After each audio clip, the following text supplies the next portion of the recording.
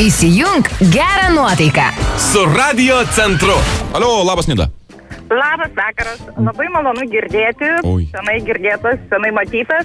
Sakykit, prašau, esu labai pasimetusi.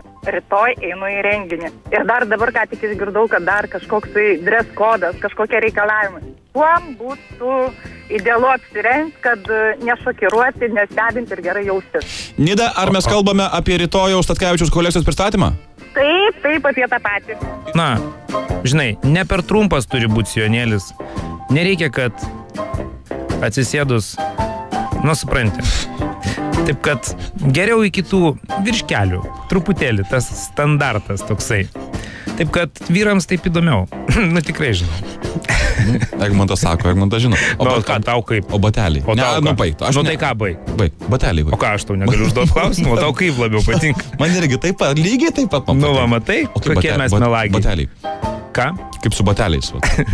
Su bateliais, ne per daug aukštakulniai ir gink dieve netokie, kokie naudojami tam tikrose klubuose. Kažkokie tokie, ten, žinai, kažkokie tokie stikliniai, kišiniai, baisus, kaip fū. Tai labai brangus yra. Turi būti kultūringos aukštis irgi, ne per daug išreiškintis moters figūrą, bet sumenkinantis. Taip, kad čia priklauso labai daug ir nuo kūno grožio iš tikrųjų. Jeigu yra šiek tiek trumpesnės kojos, dedami aukštesni kabai, ar ne? Gerai, viskas gerai. Radio Centras. Linki jums geros nuotaikos.